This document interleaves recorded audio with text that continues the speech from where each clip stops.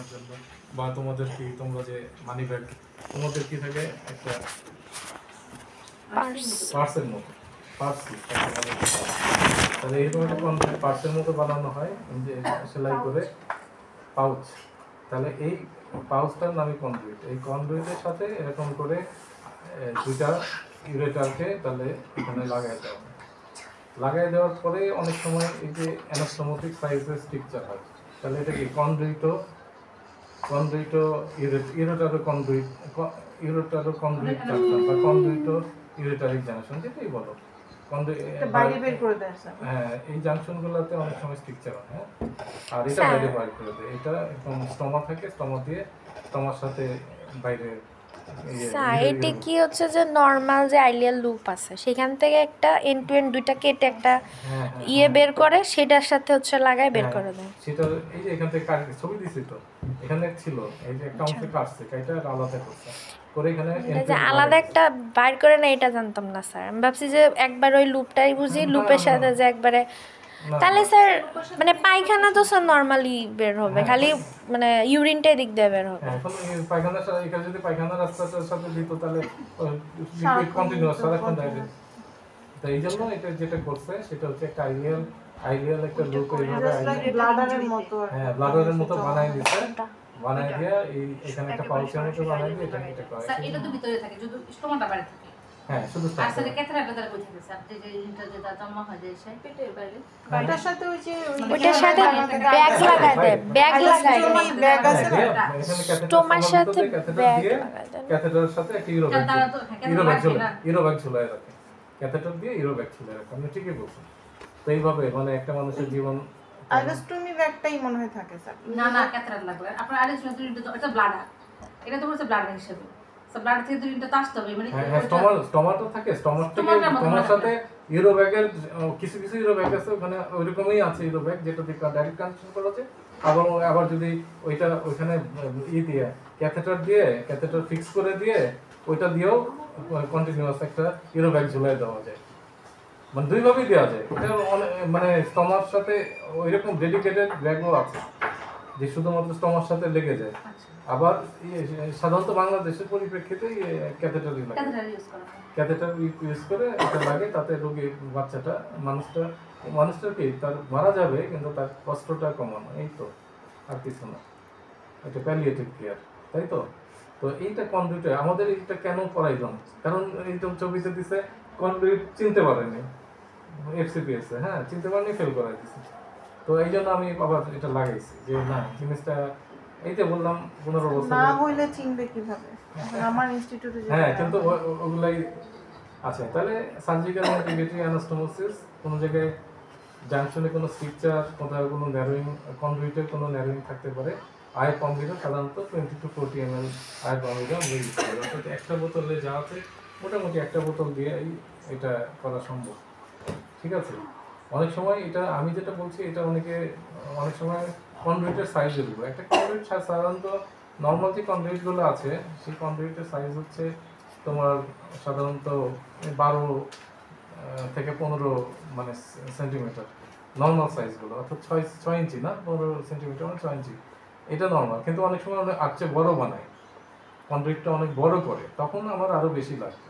এটা কনক্রিটের সাইজের উপর। তো মোটামুটিভাবে এক বোতল কন্ট্রাস্ট দিলেই হয়ে যায়, ডাইলেট করার প্রয়োজন পড়ে না। কিন্তু অনেক সময় যদি কনক্রিটটা অনেক বড় হয় তখন আমরা সাথে ডাইলেট করি।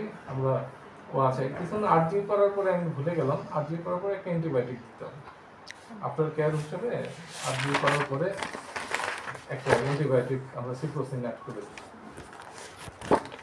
জিজ্ঞেস করে যে আর্জিং করার পর তারপর তুমি কী করবো, রোগীরে পজিটিভ ইনফরমেশন করে তারপর চলে যাবে, আর কি কিছু করবো না, এইটা বলবো। ঠিক আছে। এক সময় তো স্যাররা কন্ট্রাস্ট ছাড়া পরীক্ষায় পাশই করে দেন, কন্ট্রাস্টই ছিল পরীক্ষার নিয়ম। এখনো এরকম আছে। আমাদের সময় তো কন্ট্রাস্টে আমাদের পরীক্ষায় তো কন্ট্রাস্ট এবং কন্ট্রাস্ট নিয়ে এই যে যেগুলো আমার কাছে ঢাকা মেডিকেলে ঢাকা শহর থেকে সবাই কন্ট্রাস্ট করতে যায়, প্রসিডিউরকে বুঝতো না। ঠিক আছে। তাহলে কন্ট্রাস্টের এই হলো আমাদের, তাহলে কন্ট্রাস্টের এখন কন্ট্রাস্টের জন্য কন্ডুইটের প্রথমে আমি আগেই বলছি যে আমার বক্তব্য হলো সবগুলোরই একটা কন্ট্রোল ফিল্ম নিতে হবে। কন্ট্রোল ফিল্ম থাকলে স্টোন, ক্যালসিফিকেশন এগুলো দেখা যাবে, তাই তো? কন্ডুইটেও তো স্টোন হইতে পারে। তো এই জন্য আমরা এটা প্রথমে একটা কন্ট্রোল ফিল্ম নেওয়া হয়। কন্ট্রোল ফিল্ম নেওয়ার পরে তারপরে দুইটা ফিল্ম নেওয়া হয়, একটা স্পট ফিল্ম নেওয়া হয়। এখানে একটু কন্ডুইটের ভিতরে কন্ট্রাস্টটা দেওয়া হয়েছে, এটা একটু কন্ডুইট।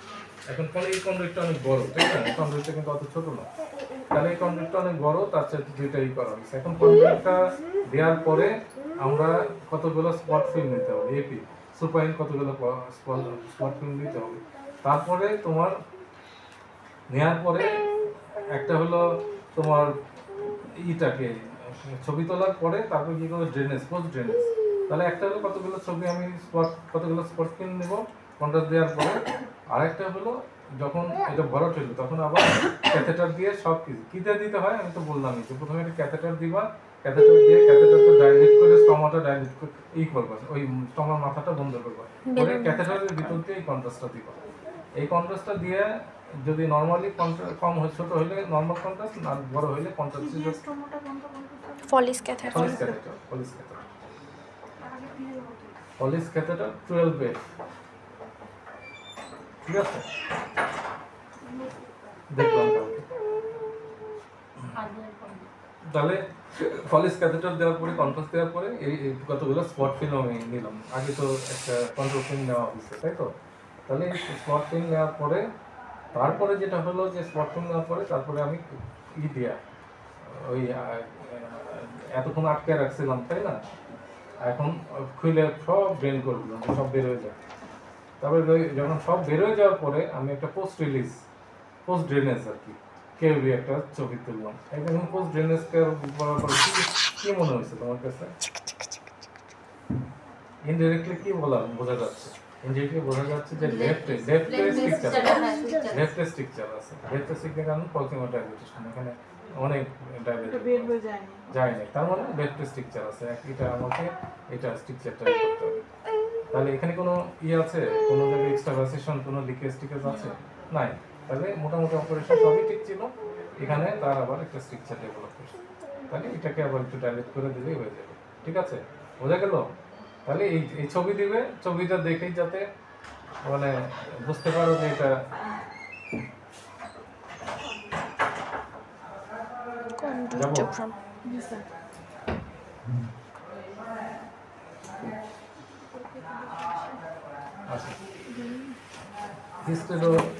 হিস্টেরোসালপিঙ্গোগ্রাম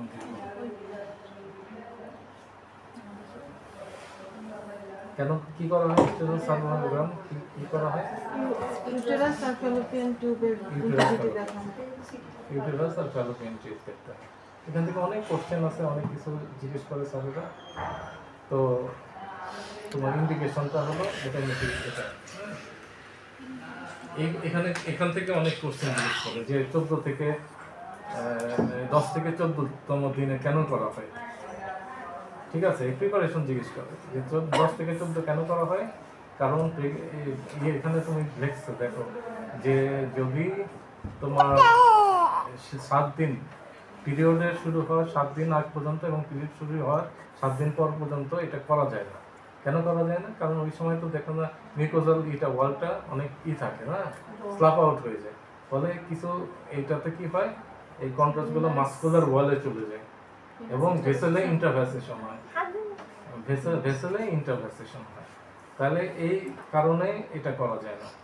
মানে স্যার 7 দিন আগে বা 7 দিন পরে করলে মিউকোসা তখন আবার ইনটেক্ট হয়ে যায়, কারণ যখন পিরিয়ড শুরু হয় তার আগেই তো ওখানে হাইপারপ্লাসিয়া হয় না, হয়ে ওই জায়গাটা এত মানে হয়ে দুর্বল হয়ে যায় যে ওখানে যদি কন্ট্রাস্ট দেয়, কন্ট্রাস্টটা মাসুলাচল হচ্ছে। আর পিরিয়ড শুরু হলে তো তোমার স্লাব আউট হচ্ছে, এখানে তো স্লাবটা একটা সার্ফেস থাকে, ওখান দিয়ে তোমার মাস্কুলার লেয়ারে যে ভেসেল ওখানে চলে যাবে, মাসল লেয়ারও চলে যেতে পারে, আর ইন্টারভ্যাসেশন ভেসেলের ইন্টারভ্যাসেশন হবে, ঠিক আছে?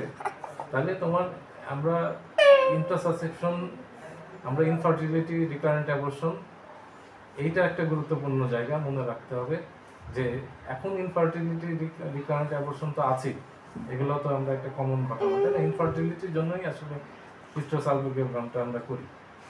আর এখানে তাহলে রিকারেন্ট অ্যাবর্শনের জন্য একটা এস্টোসালভোগ্রাম শুড বি ডান। রিকানালাইজেশনটা আর টিউবাল লাইগেশনটা অনেক সময় ধরে লাইগেশন করছে, তারপরে তার ছেলে মেয়ে বুঝছো, তখন সে কেস করে দিচ্ছে, তখন আমাদের ইচ্ছা করে